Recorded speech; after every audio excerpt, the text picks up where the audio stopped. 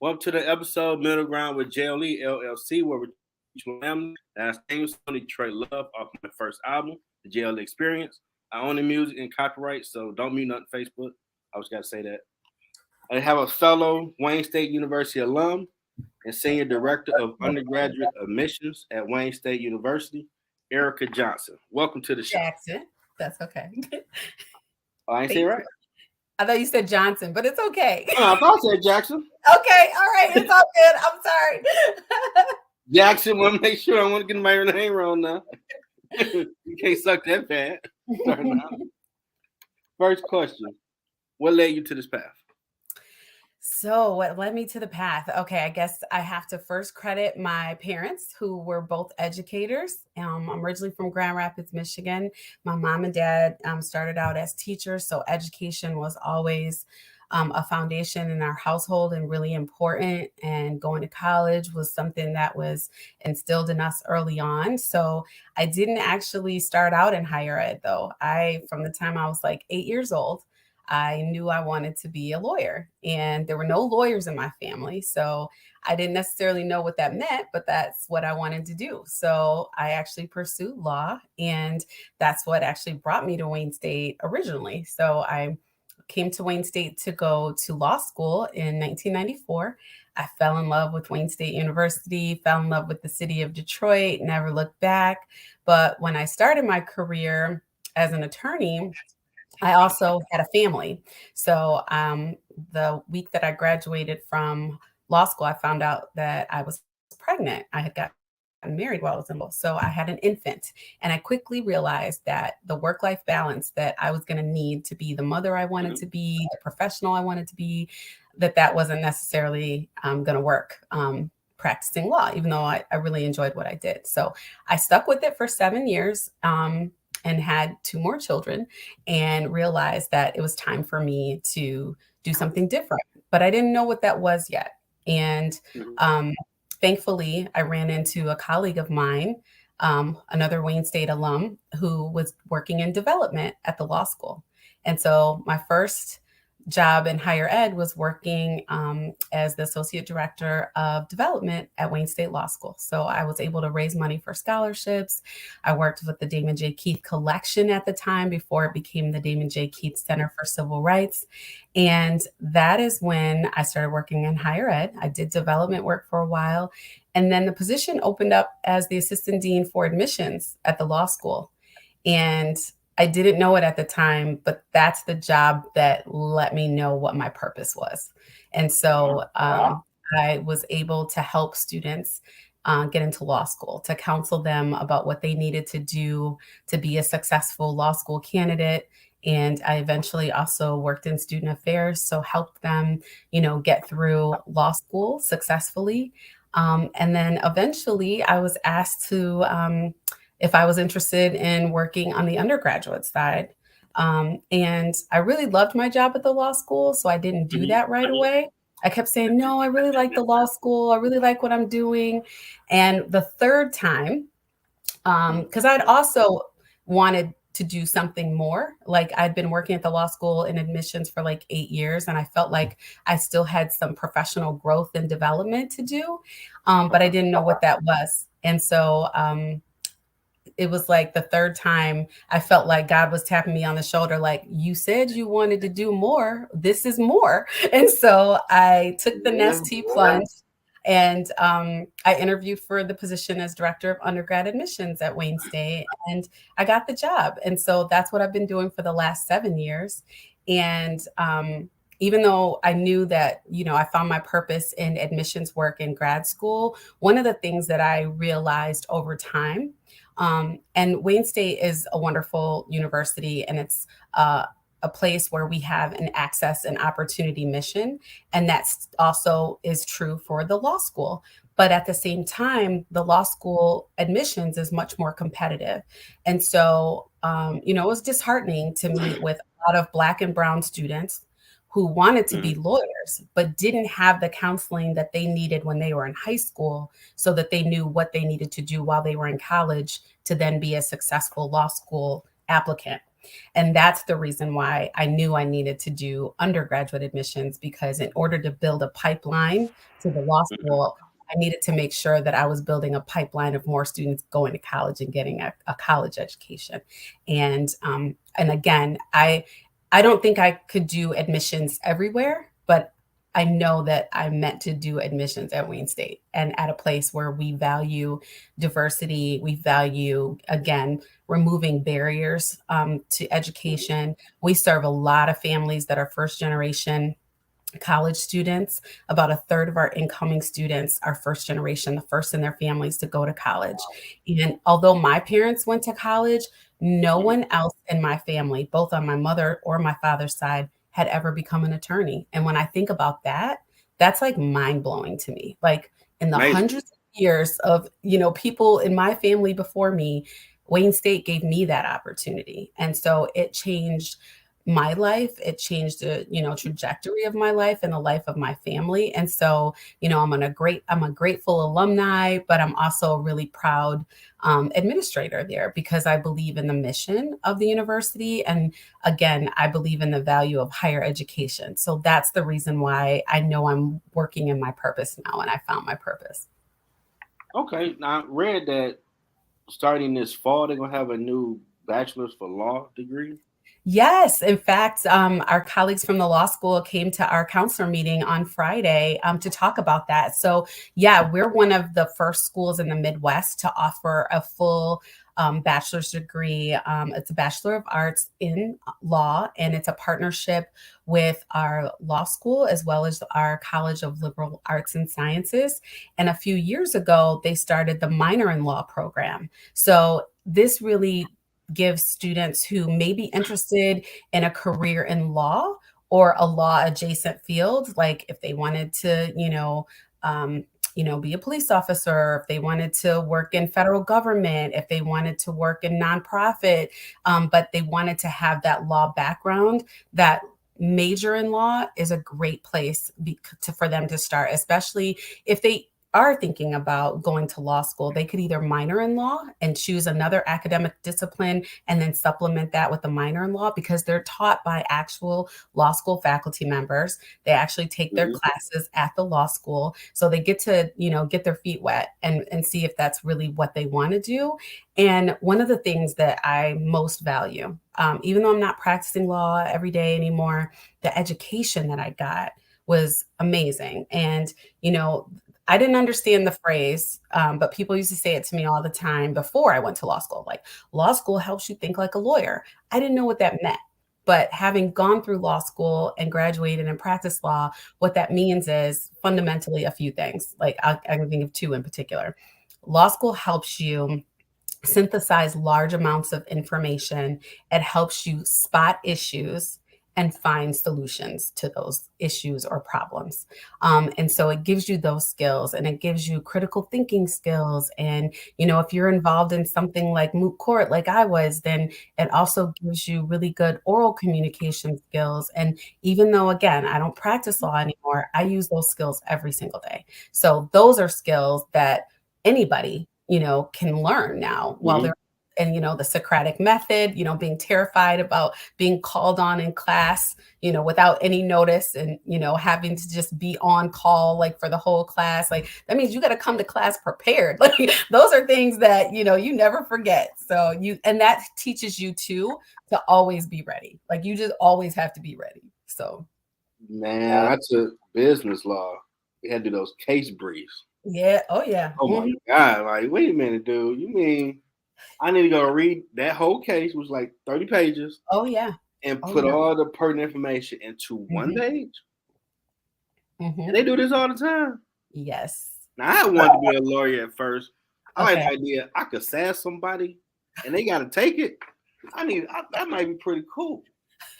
But 10 years and you got to get a past the bar. Like, well, I do 10 years of my life and I don't know about that. Yeah. Yeah. It's Like, no joke. It's no joke, but it lawyers put their work in. definitely, yeah, teaches you a lot. Now, when you started as the associate dean of undergrad, did you ever think about becoming the senior director? Oh, like when I started at the law school, like in the associate director role, and then became the assistant dean. So I didn't at the Okay. time. And so here's the difference. So in my new role, or in my current role, I'm a senior director of undergrad admissions, and I'm not working in one of the schools and colleges. We have 13 schools and colleges. The law school was one of them. When you work in one of the academic units, like the law school, you are, as an administrator, you're an assistant dean or an associate dean, or, the dean of the law school. So I was an assistant dean. I never wanted to be a professor. I never wanted to, like publish and, do the research and all that that was required. But I did want to be an administrator. But at the law school, that was the only position that I would be able to hold there, was as the assistant dean of admissions. And then eventually, like I said, I wanted more. I knew that I could be helpful to our students who were going through law school. So I did both, admissions and student affairs for a while. And that is actually what prepared me for then going and working in the undergrad admissions office, which services all of the schools and colleges, with the exception, obviously, of the medical school, the law school, but all the other program or colleges that have undergraduate programs, we help them recruit for every aspect of the university. And so it was helpful for me to understand the full student journey, to understand retention and student success, and the types of challenges that students, deal with while they're in college or in graduate school. So I feel like that job definitely prepared me for the job I have now. And this is the job that I feel like I'm best suited for right now. Okay. So, what's the most rewarding of it that you've experienced so far? Definitely the most rewarding thing for me is when I know that either the policies that we have or the things that we do are able to remove barriers that existed to higher education. And so, again, I am so grateful that Wayne State does have an access and opportunity mission. So that means that every day we are trying to find a way to say yes to a student to become part of the Wayne State community, to be able to get their education and to be able to change the trajectory of their lives. So the most rewarding thing for me is every year when we've admitted, between, let's say, 25 to 3,000 new incoming students every year, and we're welcoming them into Wayne State. And I know that those students that are there, their lives will be changed, and, hopefully for the better forever. They're going to be educated at a research, university, an urban public research university. The types of experiences that they're going to have, and the faculty and the scholars that they're learning from, are some of the best in the world. And we have that right in Detroit, right in Midtown Detroit. And, the fact that they're able to be educated at such a phenomenal university in the middle of a wonderful city, with all the experiences that provides for them, that is very rewarding to me. And again, because we serve so many students who are first generation, so they're the first in their families to go to college, and then to see those students go on and get graduate degrees, or go out in the public, or go out in the community that we are a part of, and do well in the community, or work at some of the major corporations that we have. Our students are doing phenomenal things, and I'm inspired by them, daily. We have a newsletter that comes out, and it's called Today at Wayne, and it features faculty and students and staff. And I'm just always inspired by the things that our students are doing. We have law students that, have free legal aid clinics, and they help small businesses that are getting started for free. And the medical school, provides free healthcare, and was a tremendous resource for the community during the pandemic. So again, just knowing everything that all of our students have access to, and to see them flourish is pretty rewarding. And the most rewarding thing so far has been admitting my own kids into college at Wayne State. That's pretty dope. Yeah. Yeah, I could definitely say at Mike Illich, they prepare you for corporate America because you Mm-hmm. meet people that are.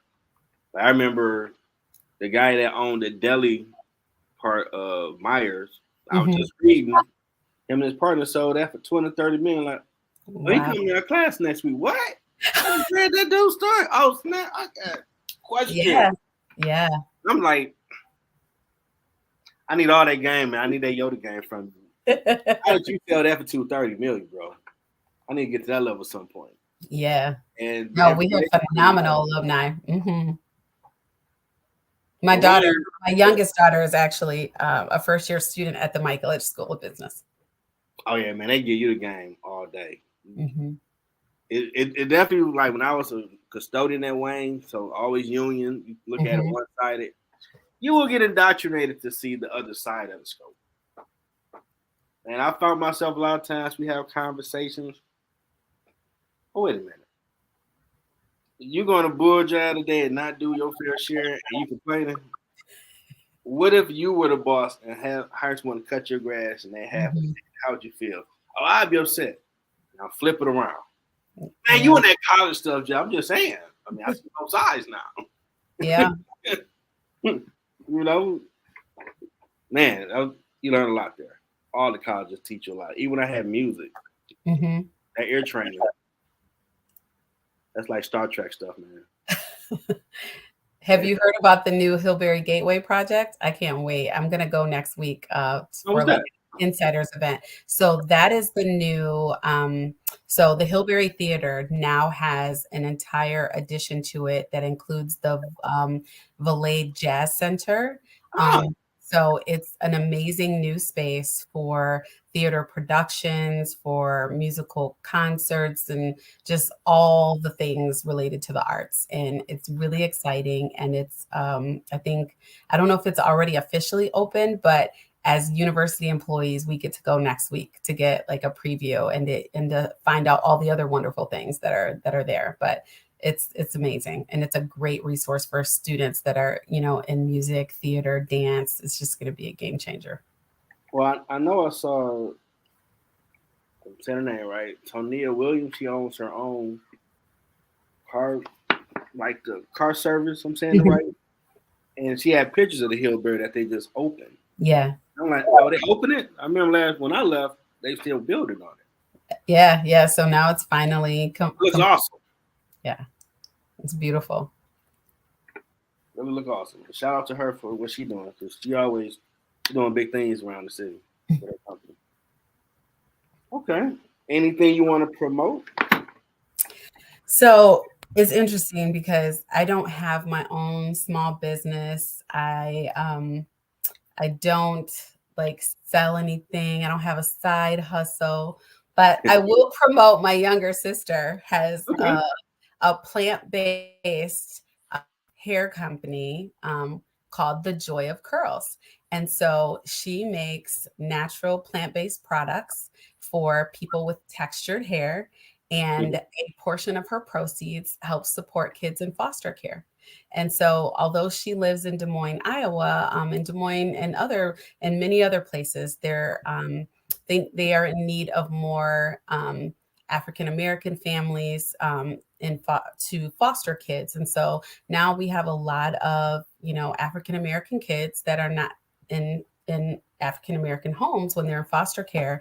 And so one of the challenges is doing their hair. So my sister has a love for that. Her name is Joy, and she is the Joy of Curls. So you can go to the Joy of Curls shop and find her. So I'm not going to plug me, but I'm going to plug my sister because it's like Okay.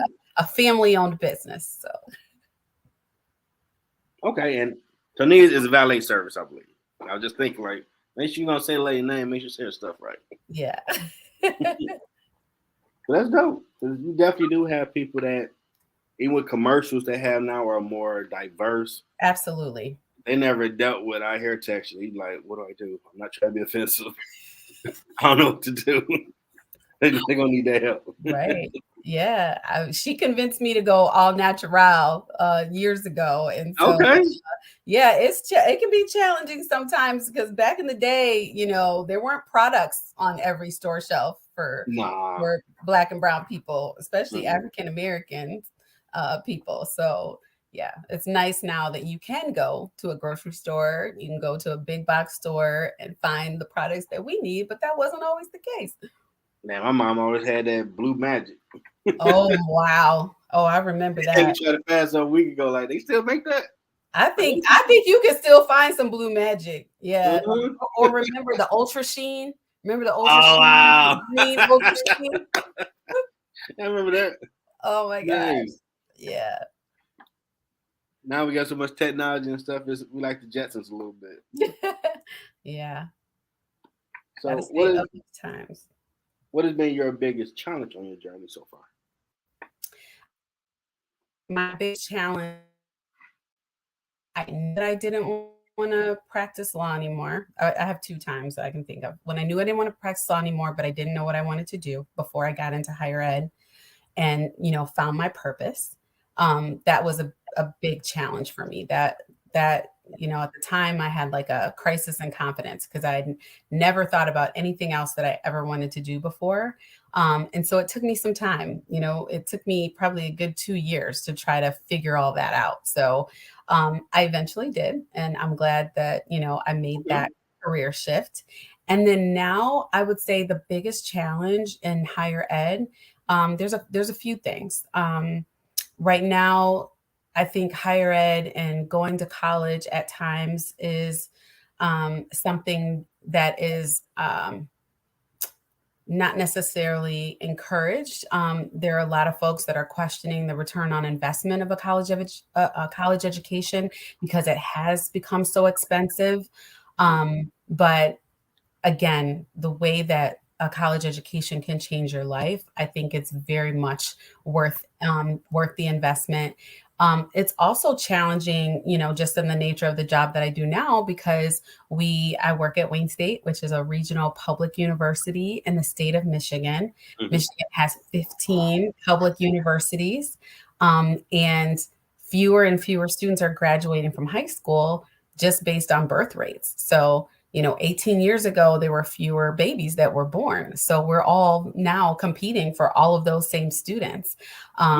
So it can be very challenging because as a public university, we rely a lot on public funding, but that has, in many years prior to now, funding cuts, have happened in higher ed.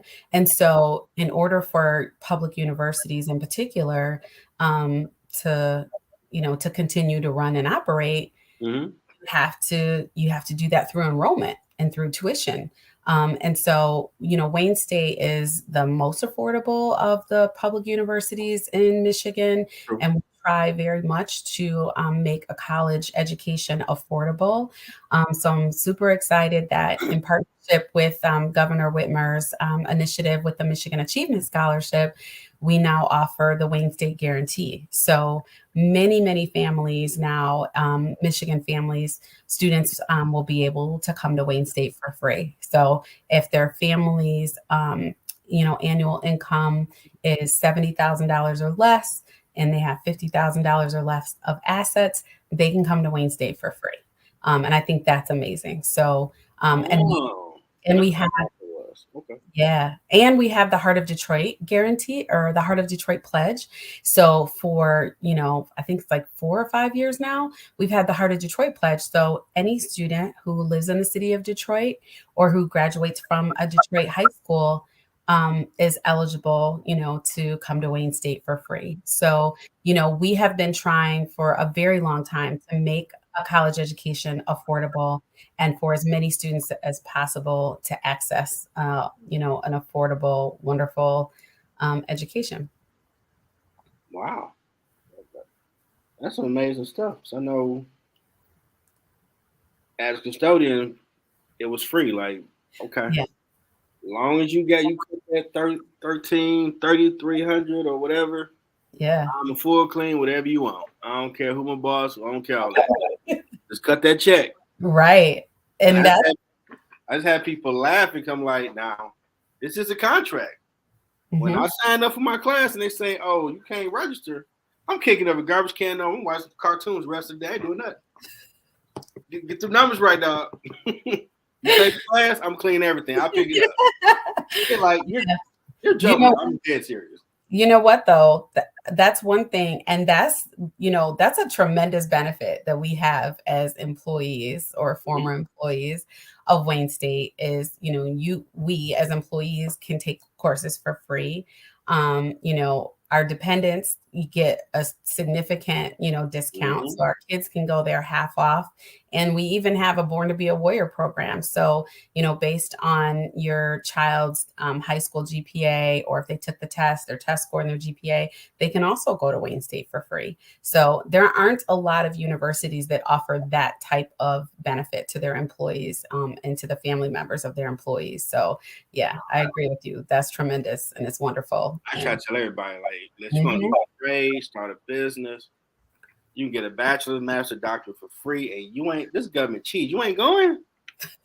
You gonna complain about you hate working here or whatever, the right. supervisor or the boss, and you get a free education and go Mhm. across the planet. Yeah, keep your eye on the prize. That's right. I'm gonna go to this class, dog, because I'm going to graduate and get up out of here. I hope you still ain't sitting like, man, I'm sick of this spot. You go basket weave and pick something. Right. It's free. Yeah. I actually want to they have a new program in American Sign Language, and I've been wanting to take an ASL course, because they have a um, a signing ministry at my church. And so Okay. I know a few songs, so I can sign, certain words of a few songs, but I would like to be more fluent. Um, Okay. we have a parishioner, Miss Jessie, who I love. So I always say, good morning, how are you? Happy to see you. But that's where it ends for me. So I'm very much hopeful that one day I'll be able to take the class, but they offer them during the day right now. So I do have a Okay. full-time job, so maybe when they start Oh off yeah. in the evening, I'll be able to take an ASL course. And it's my teammate Gina smiling and saying she's not too old to be adopted. And Change your name to Jackson, Gina. I might be able to pull it off. now, do they have cybersecurity courses there? They do. Going now? They do. They have a cybersecurity program, and then we also have extension centers, so campuses around Metro Detroit. And so one of the campuses in Macomb County, actually is the campus where we have a dedicated cybersecurity program. Okay. So you absolutely can have those types of courses, as well as we're now beginning to offer more certificate programs too. So in addition to 4-year degrees, if someone wanted to get a certificate in a particular area, you can do that as well. Coding. I got that one. We do have coding. I'm not sure if that's a certificate program, but absolutely, absolutely. And that would be through computer science and the College of Engineering. I got everything now, boy. I came No, up in this I school. try to tell people, I mean, we have more than 350 degree programs. So there's pretty much something for everyone. And my story about that is that I try to share with students and families when they come to our Sure. event, is that, I think when we tell people, oh, Wayne State is a public research one university, Carnegie rated, like the highest Carnegie rating. So tell people what that means. What that means is you can start there as an undergraduate student and go all the way through and get your PhD. You can also get a medical degree. You can also get a law degree. And you can't do that at every university. But the more important thing, for me, when I'm talking to 17-year-olds that are trying to figure out where they want to go to college, is, some folks have it figured out and they know exactly what they want to major in. A lot of Mhm. people come to college and they think they know what they want to major in, like me. My high school counselor told me, oh, you want to be a lawyer? You need to major in political science. I took my first political science course, hated it. Then I was like, okay, maybe I took a world politics class as an 18-year-old. I was If I went and took that class now, I would love it. As an 18-year-old, my worldview was too small to appreciate that. So then I was like, okay, maybe psychology. I took a psychology course, but I took one of the Ah, science, intro was awesome. but it was more of the science-based, psychology, as opposed to the Bachelor of Arts-based psychology. So I was like, yeah, I don't know if this is it. And then I took an argumentative writing course. and I loved it. And thankfully, my professor, it was like the end of my sophomore year. So I hadn't even, figured out what I was going to major in yet by the end of my sophomore year. And she was like, Erica, have you ever thought of majoring in English? Of course I had it. My mom majored in English. Like I was not gonna be, I was not trying to be a teacher. I was not majoring in English, right? And sure enough, I ended up majoring in English. So the beauty of that story is that if you go to a university or if you go to a place, a university that has lots of degree programs, even if you have, like have two or three different things that you think you want to major in, you won't have to transfer to another school to find the program that is actually right for you. Because sometimes people do have to do that. So, I sometimes give the example of, what if you wanted to be a graphic designer and then you decide that you want to be, a mortuary science person. You want to work at a funeral home. You want to own your own funeral home. At Wayne State, you don't have to go to another university. We're the only university in Michigan that has a mortuary science program. So there is something for everyone. And that's what I try to tell students and families that I talk to, that that's the beauty of going to a place like Wayne State, somewhere there that we have, the depth and breadth that we do in degree programs and faculty expertise and all of that. You're right. I went from engineering to music management, dropped out, went back, business management. Right. So they did have what you need. Exactly. Yeah. Now, Gina says, maybe we can trade. I can teach something. Looking for cyber legal studies. Interesting. So in that case,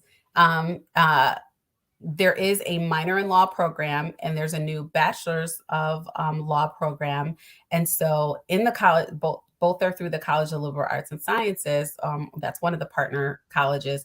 And in College of Liberal Arts and Sciences, you have to select a major, but you also have to select a minor. So you can do cyber studies as a program and then do a minor in law, or something like that, or double major. But yeah. And then the beauty of law school, though, is that when you go to law school and you get your degree in law, it's the Juris Doctor degree, you don't specialize. So every law school graduate, like we take everyone takes the same classes their first year. And then after that, you get to select your courses. So the funny thing for me is I loved criminal law because I loved constitutional law. So I took criminal procedure courses, but then I also took all the courses that were going to be on the bar exam because I was only trying to take that joker once. So I was like, yes, My lady. I was like, let's only do this once. So I did that. And even though I knew I wanted to practice employment law, I never took an employment law class because it never just like fit right with my schedule. But we also very much focus on and encourage students to do clerkships or to work at law firms while you're in law school, so you can get that hands-on experience and you can apply what you have learned in the classroom with what you'd actually be doing as a lawyer. So I was very, very fortunate. The Wolverine Bar Association, which is the Black Bar Association in Detroit, has a clerkship program. So any student that's in law school can interview to be placed at a law firm during the summer. And you can even do that even after your first year of law school, which is really challenging. A lot of first year students don't necessarily get paid legal clerkships. And so I was fortunate that I was placed at the law firm of Summer Schwartz. It's in Southfield, and they have a phenomenal employment law section of the firm. And so I got to work there after my first year of law school. I worked there after my second year of law school. I worked there till I graduated from law school, and they didn't have an opening in the employment department when I graduated. But then by the time I took the bar and passed the bar, someone had left, and then that's where I started my law career. So what made you want to switch over from law? So for me, it had a lot to do with work-life balance. I got married after my first year of law school, and was blessed to find out the week that I graduated from law school that I was pregnant with our first child. So I was like 5 months pregnant when I took the bar. Highly do not recommend to do that, but I did. So that also meant that when I started my legal career, I literally started when my daughter was 3 months old. And so I had an infant as an associate at a law firm, and thankfully Summer Schwartz is a plaintiff's law firm, so I didn't have all those crazy billable hours that a lot of law firms have, but it was what you call eat what you kill. So you didn't have to necessarily bill a certain amount of hours every day, but at the end of the year you had to make sure that you were bringing in enough money to cover your salary and your benefits and all of that. Or if you didn't and you came up short, the partners who you worked with had to cover that for you. So there was no slacking off. You still had to perform. You still had to do the work. The other thing, and I loved employment law. I'm actually glad I practiced employment law, because being, the leader of a team, managing personnel, I still use that every single day. So I'm glad that I did that. But I also did litigation. So it was really challenging. And the very first case that I went to trial on with the partners that I worked for, my husband was working midnights at the time. And so I had to ship my baby off to Grand Rapids to be with her grandparents so that they could take care of her, because after trial every day, you had to go back to the office and prepare for the next day of trial. And I didn't have any family in Detroit. So, I had to, That's a grind. yeah. And so that's when I was like, okay, this is more challenging than I thought it was going to be in terms of that work-life balance. And then the other thing is that employment law is technically civil law, but it was very uncivil. Like, you basically are arguing with other lawyers all day long. You go to court. Sometimes the judges are hateful and mean and they yell at you, and you're like, and people are, questioning your integrity and literally saying things that are like misrepresenting what you have said before. And I'm like, this is crazy. So I very much loved employment law. I loved being able to help people who had been wronged, who had been terminated from their jobs wrongfully, legally, all of that. But all the other stuff, then I don't get to see my babies, and take care of them the way I want to. And so by the time I ended up leaving the practice of law, I practiced for 7 years. I had 3 little ones, and I knew I wanted more work-life balance. So that is how I made the transition to higher education.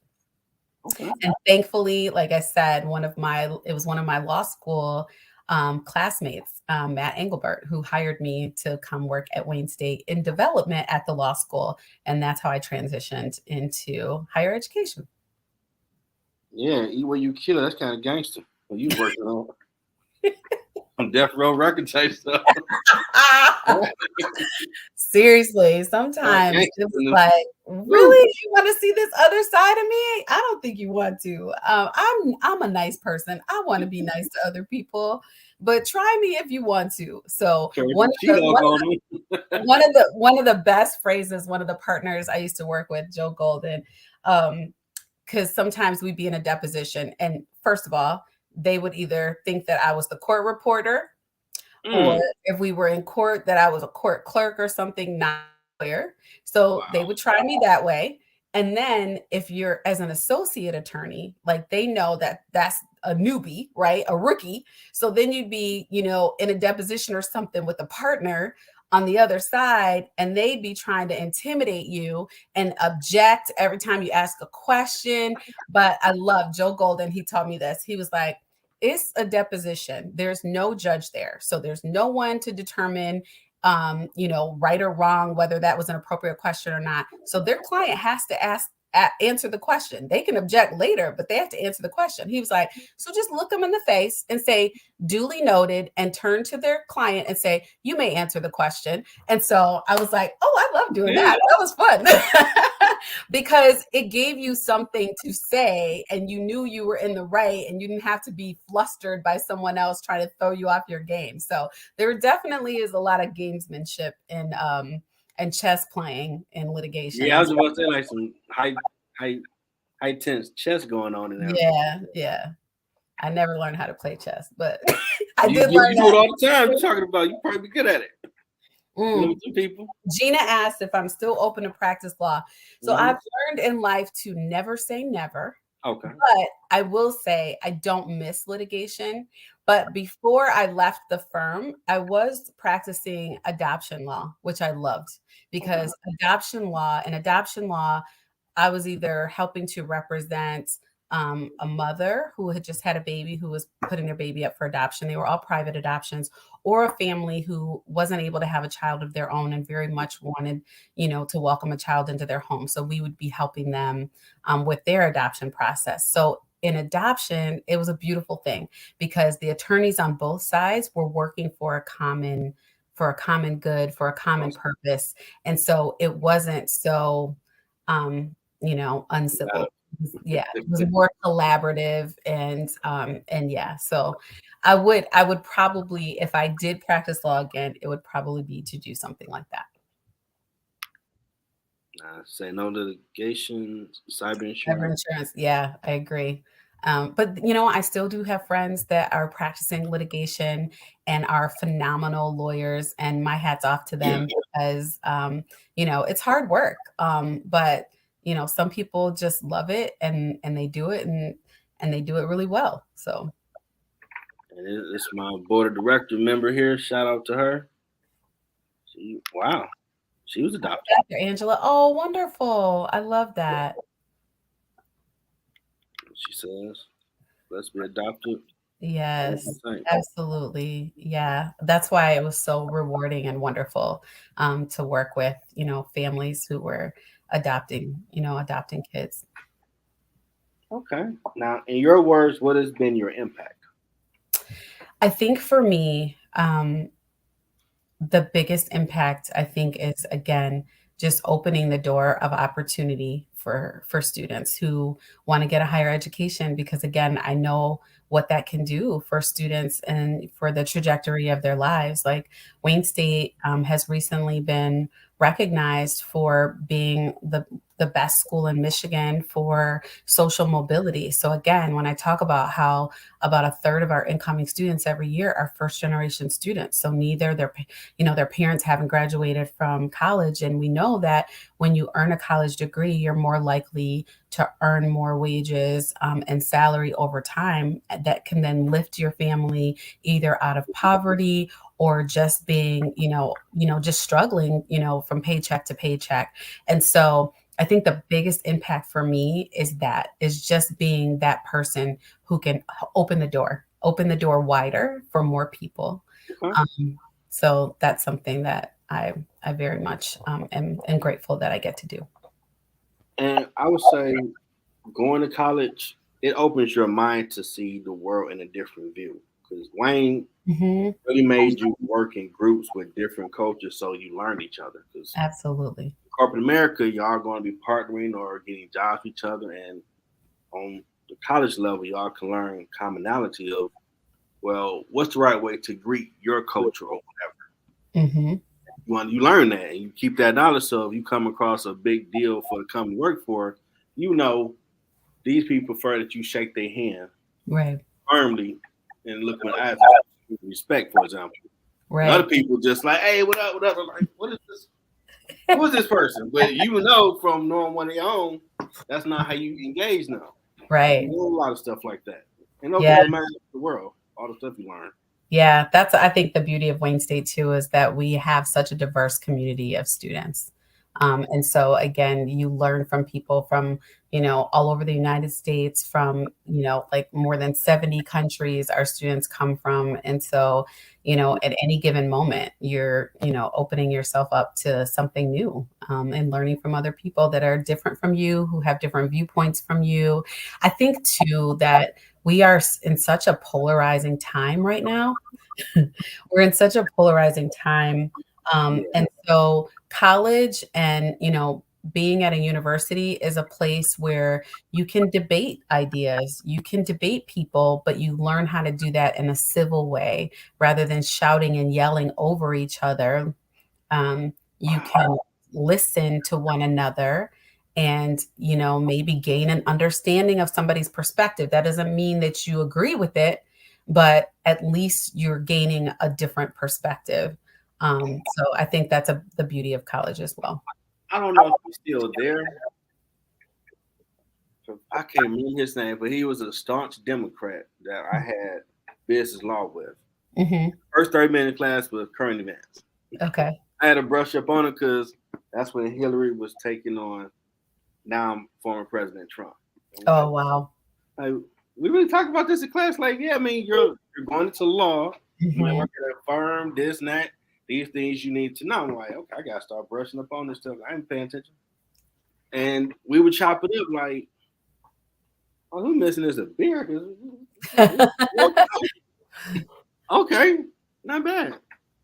I've always wanted to see him after Trump won because he was like Democrat for life type person. Like, Yeah. I know that class had to been awesome. It was rough for a while. It's still rough sometimes with the climate that we're living in and the politicians, and yeah, it's a challenging time right now. And laws matter. And laws matter, and voting matters. That's true. And voting rights matter. That's true. Yeah. Yeah. Well, she got a book she posed right. Oh my gosh, you were holding my feet to the fire, Jeffrey. I ain't doing nothing like that. I just you already spoke it over me, and I think there's only like maybe 2 people that I've ever told that I have a book title that I've never written yet, but yeah. So after I wrote 2 books, it's Spider Sense, like you're talking to an author. Oh wow. Wait a while before you ask, just to be sure. I'll claim that. Okay. And it ain't been wrong so far. Like, okay. All right. Well, nowadays it's a lot easier to publish, like you don't have to, pay somebody else to, to market your materials for you. You can market them yourselves on social media, and you can publish yourself through Amazon. I was waiting on that. Awesome. Proud HBCU alum. I love it. Don't rest Fisk. The Fisk University. I love it. Shout out to them, all the HBCU. I ain't saying nothing. Oh, wow. Wow. First draft November. Okay. Gina is holding me accountable. Yeah, that's Gina saying that. I ain't say that. Okay. All right. I'll take it. You know what? That's one thing about law school taught me too, is deadlines. Like there's a reason to have them. Oh, I love it. I will take all that. All right. All right. I'll connect with you on LinkedIn. And I need that Yoda game. All right. Okay. What advice do you have for someone trying to find their purpose? Wow. Okay. So for someone trying to find their purpose, I think the most important thing is to find out what you love and what brings you joy, what you can do to impact others, and to try to do that and to do it with just do it to the best of your ability and to always give your best. So for me, that was very much instilled by my parents. My parents were always, volunteering, giving back to the community, mentoring, opening doors for other people. Okay. So I think that is just natural that even though I didn't realize that was the path that I was going to take, that is why I was led to this path where I found my purpose by, helping, other folks get an education. I've been a mentor to students before, to my kids, friends, or basically to other women professionals who are working and trying to balance work, life, and family. And so again, just like I tell students when they're trying to figure out what to major in undergrad or college and they don't know what it is, I always tell them, take courses that you like or that you're interested in, and then find what it is that you love and major in that. So I would say that that's the same advice that I would give someone who's trying to find their purpose. What is it that you love? What is it that you gravitate toward? What is it that gets you out of bed every single day and makes you want to be a better person? Do that. See, Yoda game. I know you give it to me. Now, is the admissions for undergrad still in UGL, or they moved it? So the admissions office is at the Welcome Center on the corner of yeah. Woodward and Warren, and that wonderful building that's Yeah. right there on the corner. And we have a one-stop shop. So admissions is there, financial aid is there. Students have questions about the registrar's office, they can come into that one place and get help. Advising, that's what it is. Oh, advising. There's still the advising center. The University Advising Center is still at the undergraduate library. Okay, Absolutely. that's what it's there. Yeah, Welcome Center got everything. It's where admissions. Yes. So if you need to find me, if you have students who want to go to college, find me at the Welcome Center. Okay. Chemistry. I love it. Yes. We have a wonderful chemistry program at Wayne State. They redid that building a few years ago. It looks dope. And the science and engineering, they redid that one too after I left. What about engineering? I'm sorry, I missed what you said. The science and engineering building, they have redid that one as well. Yes. Yeah. We have some amazing alumni and donors who have really helped with building new buildings on campus and providing amazing spaces for our students to grow as students, to do research. We have the new STEM Innovation Center. So there's a lot of wonderful things happening at Wayne State. I get my money up. I want my name for a new music department. Absolutely. You can always do that. In fact, I think last week was just Giving Day. So yeah, there's all kinds of projects. And I'm being deep with scholarships. Our students definitely need scholarships. So I encourage anyone who wants to give to Wayne State to give to students who are in need of, finishing their education and giving them funding to do that. Because college is getting more and more expensive. So I'll be difficult for like 5 minutes. Like I want apple pie from Georgia. You got 20 minutes. I ain't signing this check. If you pay to have your name on a building, you should have the ability to ask for some things that you need or that I just want to see them do this. Like, oh my God, is he serious? Like, nah, I'm joking. I just want to see y'all freak out. I'm good. Let me sign the check. I've arrived. Y'all really trying to figure out how we gonna get pie from Georgia. What the world? Listen, Jeffrey, I can't wait for your next album to go platinum so that you can, build that, have that music department building named after you. Now, this your first podcast? This is my first podcast with a local and native Detroiter. I have done some podcasts for admissions type of stuff. But yeah, this is my worldwide with okay. I'm happy that you mess around with those little folks over here. No, I'm always happy to talk to people, people like yourself who are trying to inspire others, and I think that's wonderful. So congratulations to you for following your gifts and for doing something that might also be out of your comfort zone and following that call. Yeah. Lord. Yeah. And you know what? And people you make it look easy, it's so easy, but there's a lot of work that goes into it. Amen. People don't necessarily understand that. So, like I said, it's a lot of hard work. And I know that you've probably been on the grind for a long time. But again, congratulations to you for this and all the other amazing things that you're doing.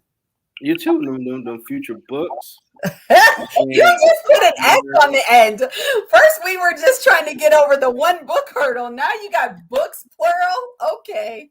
Well, they done it to me, so I got to pass the love, Wow. Okay. And just say, I share Dr. Angela Simmons. Thank you for your time tonight. For being here. Yes, STEM. We want to thank fellow Wayne State University alum and Senior Director of Wayne Undergraduate Admissions at Wayne State University, Ericka Jackson. She was going to throw a pan at me. I don't want a problem. For sharing her journey. Whoever watched the live, appreciate you for watching and share it. Anybody watch the replay? If she could do it, you could do it. I've done it. You got to do something for yourself. Find your purpose. Absolutely. Until next time, y'all have a great night. Check out Ground Floor at 10:30. And if you want, you can go ahead and cancel it out after the outro plays. Okay. 3, 1.